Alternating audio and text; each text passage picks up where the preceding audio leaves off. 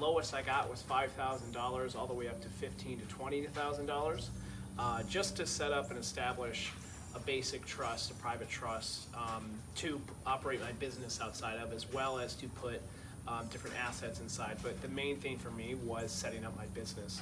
And after going through the course, I was actually incredibly surprised how easy it was. It was almost too easy, to the point where you're like, is this actually gonna work?